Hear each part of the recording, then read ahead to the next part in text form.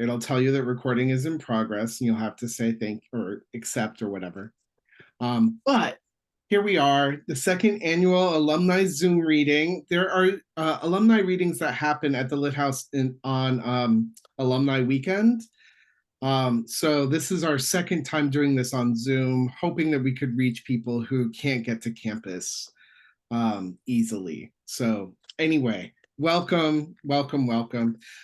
If you don't know me, I'm James Hull. I'm the director of the Rose O'Neill Literary House. I'm currently tied for the second longest director in the Lit House's 50-year history, with Bob Mooney, of course, Bob Day. I don't know if anyone's ever gonna make it the 20-some years that 30 years or so that he was directed, almost 30, that Bob was director. And if you have any interest in our events, you can sign up for our newsletter on our website, which I'll put in the chat. We have a nifty little easy URL. But so to start things off, I've asked Roy Kesey, class of 91, to start things off. And then if you're here to read, just raise your little yellow hand or put a message in the chat that you'd like to read, and then I'll call. And then we'll do, like, I don't know, 1 or 2 rounds, depending on our energy and appetite, literary as well as dietary, if you need to eat dinner at some point too. All right, so Roy, lead us off. Thank you, James. So we both got our videos on. James is dressed the way he is because he's the director. I'm dressed the way I am because I'm stuck with like a mile of driveway to shovel out in Kennedyville. Not a mile, I made that up. It's a couple hundred yards, it's enough. And so that, here we are. Cool. All right. So I will read something very, very, very short, except the title. Most of you probably remember when we were doing that, right? Really short pieces with really long titles. It was about 45 minutes when we all thought that was really interesting and cool. And so we all did it. This was written during that window. And if there's anything in the way of a content warning that's needed, I promise you it's in the title. So yeah, here we go. You'll know when I'm done saying the title because I'll pause. A Finley man reports that a woman stuck a knife in her eye by accident, and when she pulled it out, it got stuck in his armpit. The context: a Halloween party. The man and woman are both local, but had somehow never met until tonight. Both are dressed as sexy ranchers. The knife is a well-made replica of the Sumatran karambit known as kuku-macan, the tiger's claw. The kuku-macan has nothing to do with the woman's costume. She just thinks it's cool. She carries it everywhere, keeps it very sharp, and will lose her left eye. Also, its tip has severed the man's axillary artery. He drops the phone halfway through the call to 911, teeters, and she catches him as he falls. He would bleed out before the ambulance arrives if it weren't for her. She is not a nurse, but has seen the television shows. Drunk, half blind, and in great pain, she cuts open his flannel shirt and applies the appropriate pressure, her palms snug in that hairy hollow, their sweat and blood commingled. It is the single most intimate thing that has ever happened to either of them. And oh, this world is marvelous sometimes. The end. Yay, thank you so much, Roy. So I'm gonna, my Zoom does this where it organizes folks alphabetically by first name. So Michelle, would you be kind enough to read next? Sure. I can't believe that I'm alphabetically next.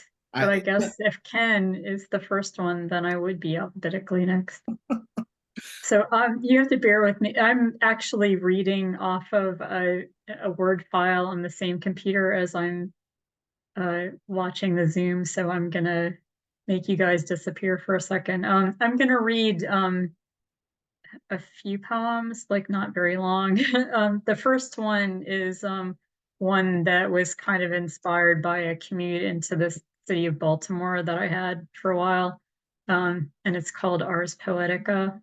One, there should be more poems about cities, how at night light bathes the facades of the older buildings, and in the daylight, their windows act as sundials, the thin shadows rotating at the corners and recesses, reminding us of the tenacity of culture.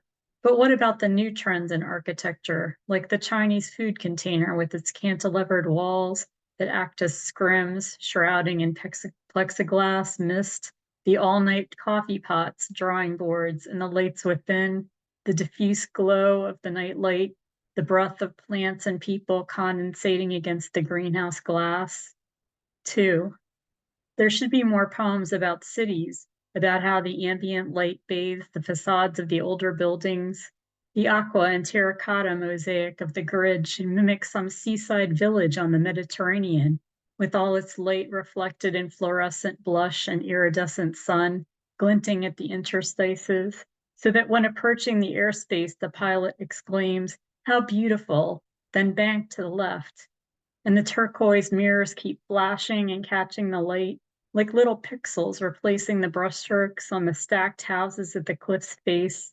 And then the water's edge, all glass green and opalescent, neon light, then mother of pearl. What did he mean about the wine dark sea? The walls act like scrims. In turn, the masts and sails soaring into the plane's wing, turning.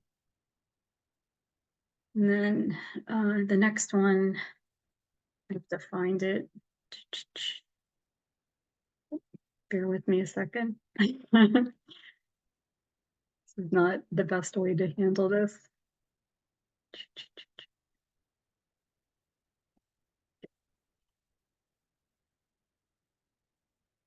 Sorry about this, guys. Okay, the theory of detachment. Bad news is what it is. Plain as the latchkey hangs from my neck. The key used to hang there, and it hangs there still. Small weight, cold against my chest on its ID chain. Now these hands on me are mine own hands, at the throat and shoulder. Too little, too late. Walked home in the snow once. Learned what it was to be locked in the cold of it. Lingered in the garden and walked back again. A little hardness against the hardness. The bad news is, it is what it is. And then I think I want to do just one more short one. If I can find it. Again, bear with me. This is how Zoom is for us now. Yeah, Like, it's yeah, that I last time I read off of hard copies, and this time I'm reading out of this huge Word file. So I'm having a little bit trouble navigating here. no worries. I think what I need to do is I need to do it a control F. That's going to help me. Sure. And for those who've just come in, if you'd like to read, raise your little yellow Zoom hand. Raise the Zoom hand. I was denied in my search. Next time I'm going to plan this a lot better.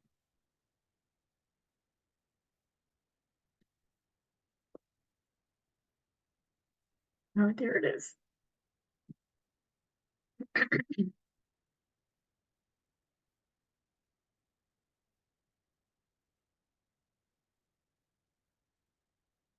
Oh, all right. Encore. You make me feel like applause at the end of the night when most of the audience has left and only the hardcore fans remain. And my elbows are wet from the beer rings and my forearms are sticky from the beer and the rings left from the bottles we've been drinking all night. And I'm laughing at something you said that I barely heard. Okay, that's that.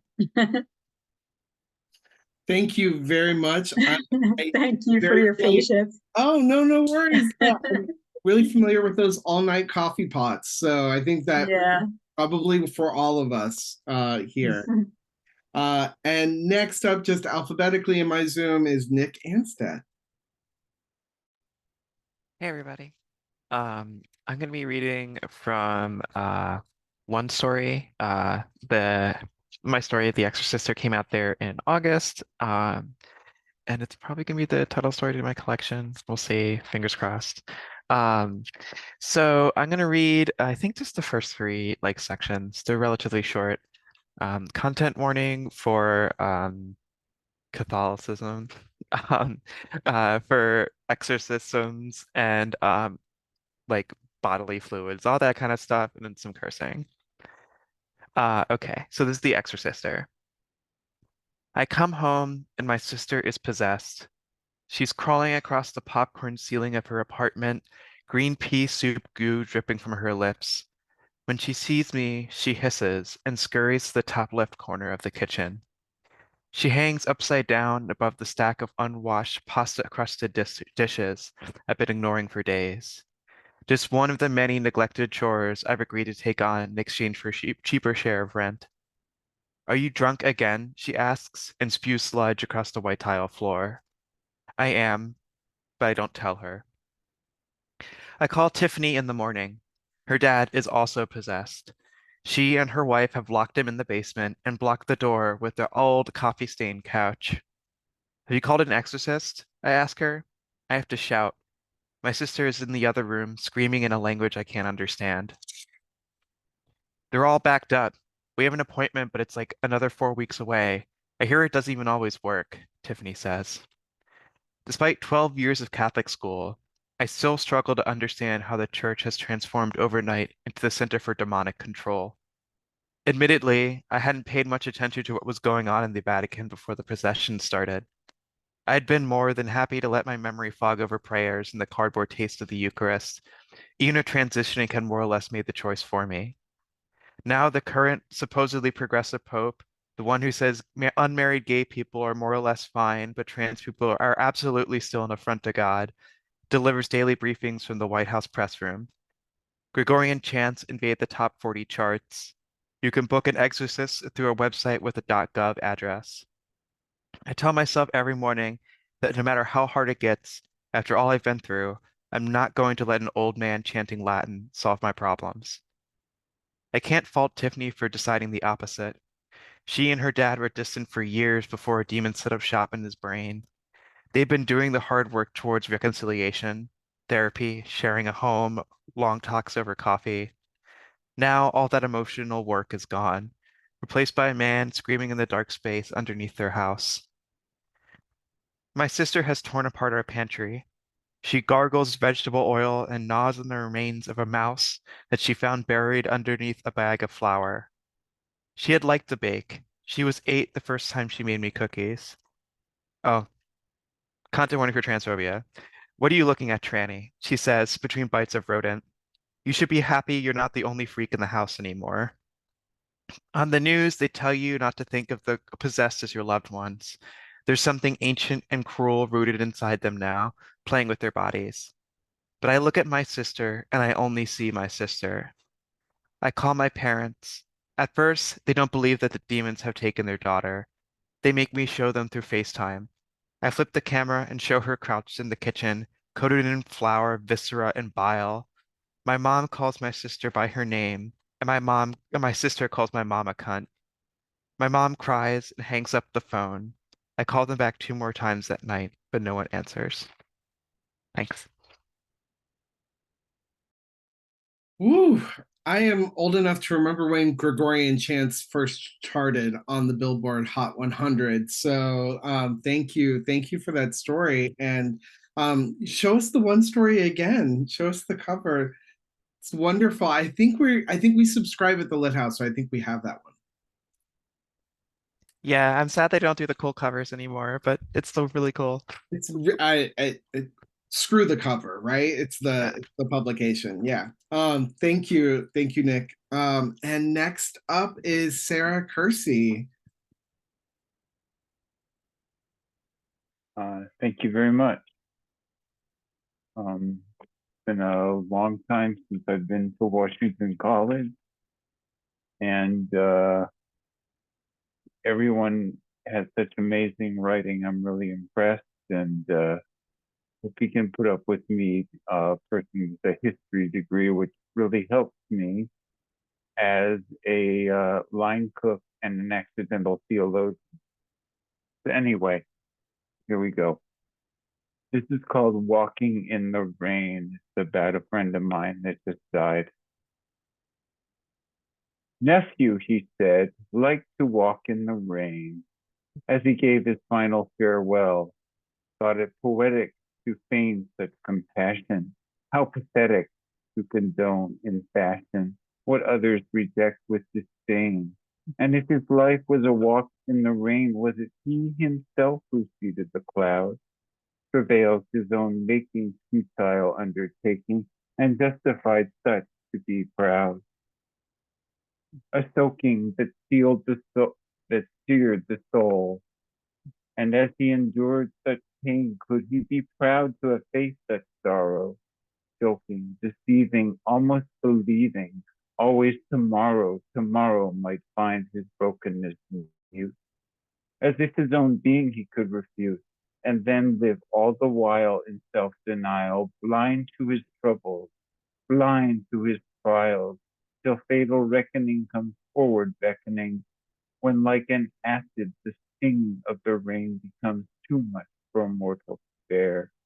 What could he have wanted? What could he have cared, except to fade gently in the chill of the air?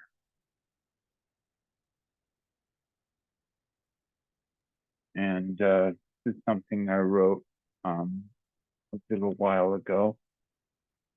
If you come in November with frost on the steps, I gratefully surrender my heart with no regret. If you come in December amongst whirling snow, a lifting of the spirit, this I surely know. If you come in March upon a changing wind, the hurtful words I'd spoken, these words I would rescind. But if you never come, my heart shall ever hold that brilliant summer sun recalling growing old, those ever precious days, blissful and carefree, when we were very young and you were here with me. Thank you. And Do you have another one? can I read one more, or should I Yeah, let please. someone No, else read? please do. I'm so sorry that I interrupted. No, you're fine. Okay, this is one without a title, so I'll just read it. Shades of blue at day's closing, she sits amid the fragrant light, pondering what thoughts one ponders upon the threshold of the night. What to make a life is this, as minutes pass away, ebbing momentary pause in timeless valence never ending. What does it take to clear the mind tomorrow's promise doesn't tell? Triumphs, failures left behind, there's no prelude as she dwells. Suspended in transient life, pause ever passing. Death is just a passing to ever being. Each rest ever moving, ever on the ebb, a threshold of the night. Night is coming, dark and deep, arrest the spirits from their sleep. To walk the earth, their rhythm humming, gateway roam the netherworld, observing that of what's become us. They walk and mingle deep among us, essence that has never died through the ages.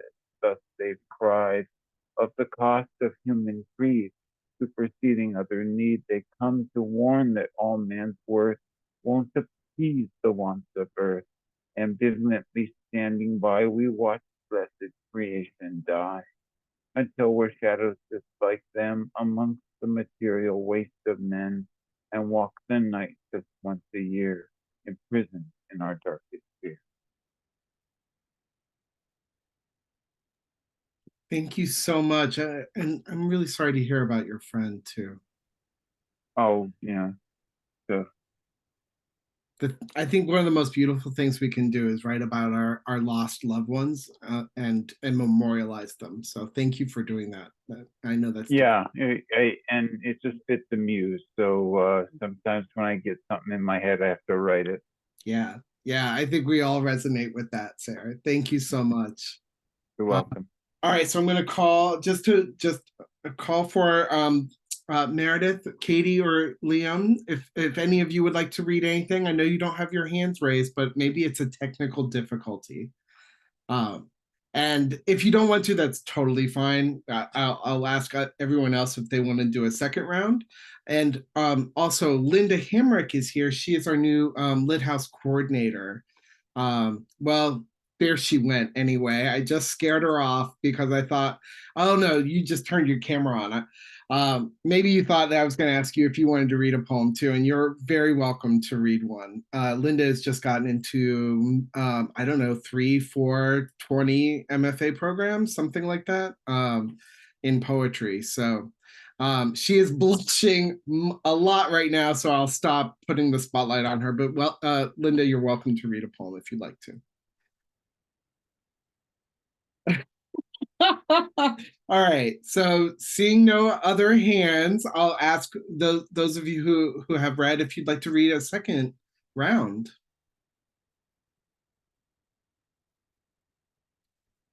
Oh, and Joe too. I'm sorry, Joe, if I didn't include you in my call out, but if you'd like to read something, you certainly may.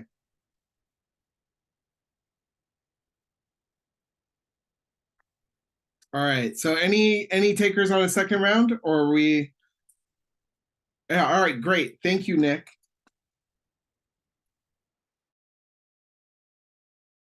Yeah, no problem. Excuse me. I'm gonna read very like a flash piece called Instructions for Meeting the Man Pretending to Be Your Husband. Let me pull this up. It came out in Tri-Quarterly last January, a year ago from yesterday, actually. Okay. You'll forget everything we talked about when you sit down to speak with him.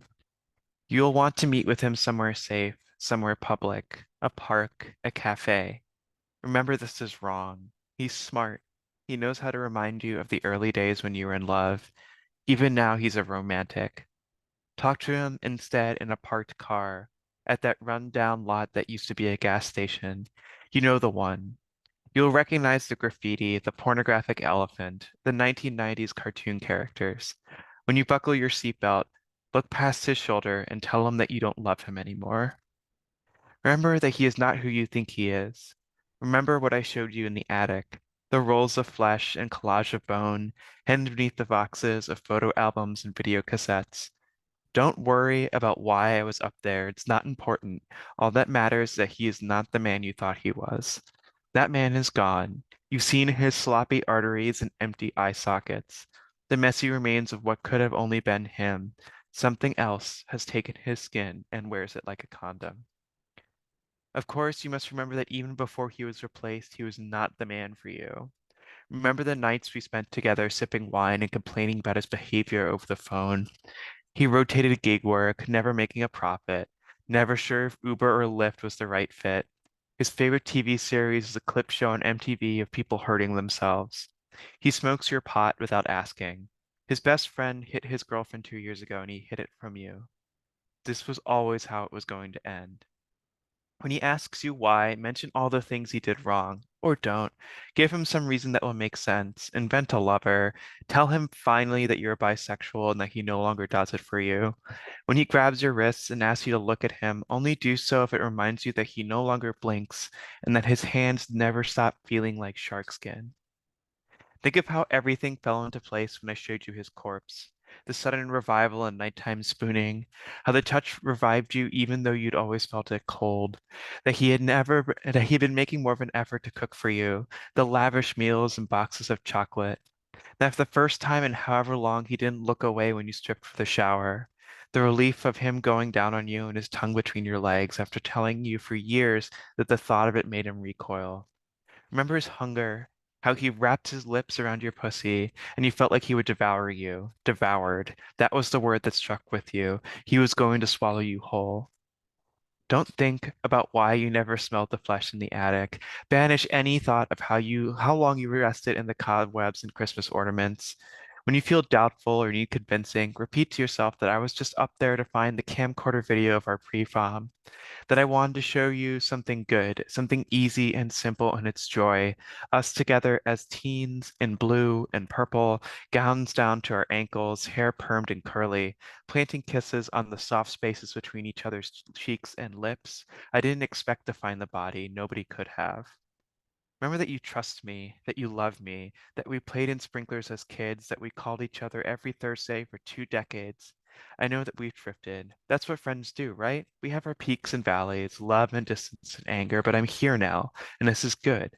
Think of how your pulse quickened when we hugged each other goodbye after our first dinner in 4 years, how you paused and looked at my lips, and we existed in that still, quiet moment. I know you think about it as much as I do. Didn't we feel naked in the best of ways? If I wanted to hurt you, couldn't I've done it then? Don't forget the gun in your purse. Be ready and remember our nights at the range. Touch the safety. Remember that it kicks. When he gets angry, reach for it. When he makes a move for you, lift it. Don't let him reason. Don't let him explain. If he reaches for you, step out of the car and take the gun. If he opens his jaw and you could see his teeth, his real teeth, fire. You won't have a second chance. If he pleads with you, ask him to leave the car. If he sobs and begs you to explain, lie. If he looks you in the eyes, look away. If he asks you about me, tell him we haven't spoken in weeks. Don't let him kiss you. Thanks. Thank you. I'm currently watching Fargo, the first season, and there's something beautiful and dark that reminded me of your story too. So I felt like I was back in an episode of Fargo, kind of. It's a really good show, by the way. All right, anybody else? Last call.